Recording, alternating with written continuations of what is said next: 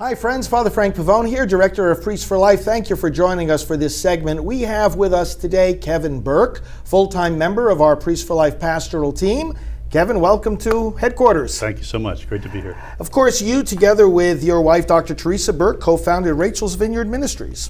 And operating under Priests for Life, it is now the largest ministry in the whole world for healing people after abortion. That is a fabulous work. We're all privileged to be involved in that.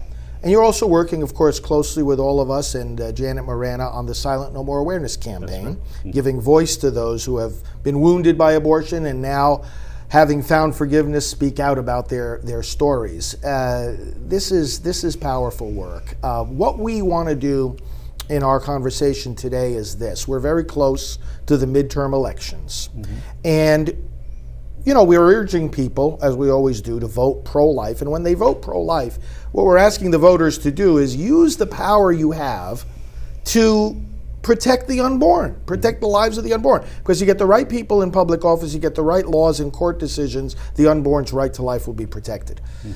But what we want to draw out for people here is there are others that are being protected too when we vote pro-life. And when we win in politics, we're also protecting the mom, the dad, the siblings, the whole family from the multifaceted wounds of abortion. Talk to us about this. Yeah, I think a widely misunderstood area of the whole abortion issue that folks have is how pervasive the impact can be, particularly on the poor and minority communities. I think even folks who would identify as pro-life, and certainly those who vote thinking more about education, the rights of the poor, immigrants, the economic pressures that poor families face. I think they would be surprised to learn how vulnerable poor families are after abortion, particularly minority communities. And why is this? Is because, as you know, Father, the abortion industry targets minority communities. The highest rates of abortion and repeat procedures are among African American and other minorities. Now, why is that important? Well, it's because they have other trauma in their background, family dysfunction, sexual abuse.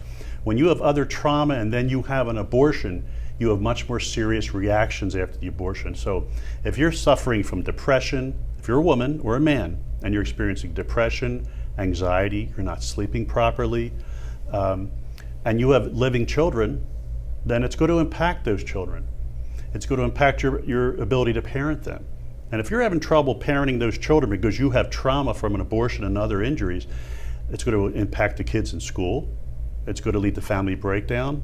It's going to impact health care concerns because of the mental health costs and health costs that come from families that are struggling. As we know that one of the biggest problems facing poor communities is that they're absent fathers.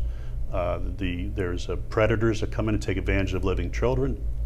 All these vulnerabilities, I can tell you from over 20 years of experience in this field, all those problems are exacerbated when you introduce an abortion into a family situation. So the more abortion, well, first of all, let's take it back one step. The more laws there are permitting abortion, laws and court decisions, then the more abortions. We know that they go up. Right. The more abortions, you're saying the more family breakdown, the more poverty, the more interference, the more education not completed, and the more rising healthcare costs can all be traced to the damage abortion does to the family. Absolutely. Just one small example. A woman who has previous sexual abuse, and 1 in 4 African American women report experiencing sexual abuse.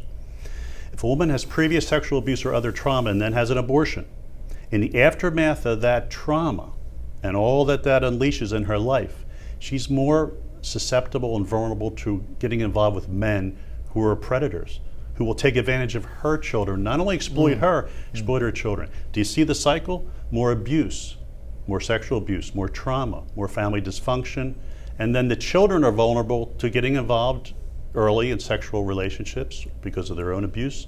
They have abortions. The cycle continues, and it's particularly tragic in particularly the African American community where they have had generations of abuse, starting with slavery. So we continue that process of giving them solutions that only re-traumatize their families and communities. It's not, we need nonviolent solutions to unplanned pregnancies. Abortion is not the answer, especially for our poorest communities. So a candidate that comes along saying, vote for me because I want to take care of the poor, or I got a great plan for health care. But if they're in favor of sending more money to the abortion industry, if they're in favor of upholding laws that permit abortion, they may not even realize, I don't think they even realize it themselves. No. They're actually undercutting their own goals, aren't they? Because the more abortion, the more poverty. I think there's absolutely an ignorance of this issue, and awful times it's not malicious often, but it's extremely important that ministers of the gospel in the churches in those communities, healthcare professionals, anybody involved in working with the poor understands the impact of abortion and how it feeds all the other social problems. It's extremely important. When it's important for people who I don't care if you identify yourself as progressive or liberal, conservative, and everything in between. We need to challenge politicians to find other solutions than abortion for poor communities, because it's just not the answer. Of course, you're a licensed social worker yourself. I mean, you know the dynamics in this particular area. And we see this resulting right in front of our eyes in the damage that the people have who come to us on Rachel's Vineyard, right? How many people are we talking about that we've seen in Rachel's Vineyard over the years? Now, hundreds of thousands. Hundreds of thousands. I would say, around the world. Talk to us about a substance abuse. Now, again, a lot of our politicians will say, "Hey, come on, we were all in agreement. Substance abuse is terribly damaging in our communities, to our young people, to everybody, really." And yet, again, if they say, "Oh, I'm pro-choice, women's right, the right to choose," yeah, but wait a minute. Don't abortions lead to an increase of substance abuse? Yeah, the statistics are clear that when abortion is experienced as a traumatic loss, and for a certain percentage of those who have abortion, it clearly will be experienced as a trauma, a physical and emotional trauma. And that group will immediately try to deal with that pain, that flood of anxiety and painful feelings that they have, by trying to bury them. And one of the ways people do that is through drugs and alcohol. Mm-hmm. Now, keep in mind that there's a group of people that don't necessarily, after the abortion, believe that it was a bad decision. Mm-hmm. But on another level, we learned, this is years later, working with these people for many years, on another level, they are hurt. And they are feeling some shame. There is a loss that they've experienced emotionally and physically, and they start drinking more.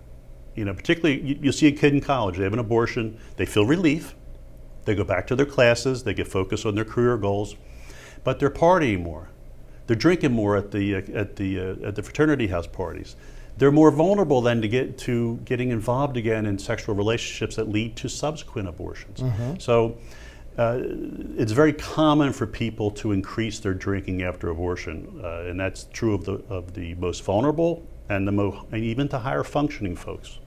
We've got a lot of politicians who like to cloak their pro-abortion views under the mantle of women's health. I am in favor of women's health. You people that want to restrict abortion, you people that are trying to elect these pro-life politicians, or they'll call them the anti-abortion politicians, you're restricting, you're denying women's health. Actually, that's what they'll try to say.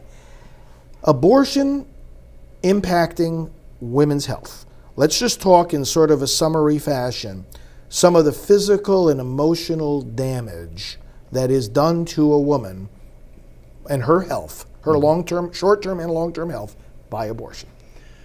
One of the most painful experiences as serving as a counselor on a Rachel's Vineyard weekend is when, and this happens on almost every weekend that I've served on, a woman will say that her abortion was the only child she will ever conceive. Because of the damage that took place during the procedure, she's not able to conceive children after that abortion. That's a great tragedy. So that's one very high risk associated with abortion. But I think it's helpful to keep in mind that when a woman is pregnant, her body is gearing up at every level to protect the child. Even if she's feeling anxiety about the conception and the pregnancy, her body is in no way pro-choice. Everything in a woman's body is working to nurture, as long as it's developing properly, is to nurture and protect that child. On a deeper level in her heart, there's a relationship that's already established with that child, physiological and emotional. When the abortion takes place, it's very much an unnatural event for the body, for the psyche, and certainly for the soul. And so a lot of energy has to go in to deny that what just happened wasn't a traumatic experience. Because it absolutely, on a purely physiological level, it's an unnatural event. All that denial, which can be very strong, has to repress all that material. But those symptoms can come out in other ways. So you see an increase in autoimmune issues and diseases among women who have had abortions. It's because that emotional material and that stress, repressed and not grieved, can lead the body to, in a sense, turn in on itself. There's higher risk, of course, of breast cancer, and that's been proven. The incidence of depression and anxiety, the correlations are very strong. The research absolutely reinforces the higher incidence of depression and anxiety among women who abort as opposed to carrying to full term. I'll give you another example, which a lot of folks don't think about, but when it's introduced on a Rachel's Vineyard retreat, the topic, there's a lot of yeses and heads nodded, and that's the issue of helicopter parenting. That's how that loss not dealt with impacts your relationship with living children. And so, maybe they only have 1 or 2 children after the abortion, both parents are working, but they're totally focused on the children, and there's an anxiety associated with their parenting. It comes out of that loss not grieved. It's that child that they weren't able to grieve that loss, and that emotional pain fueling an anxiety in their parenting of living children. Does that make sense, Father? It sure does. And then, of course, then you see the impact on those children, because we know, tell us it just in a nutshell, and again, if this is for voters to think, what are the implications here of electing a pro-life candidate versus a pro-abortion candidate?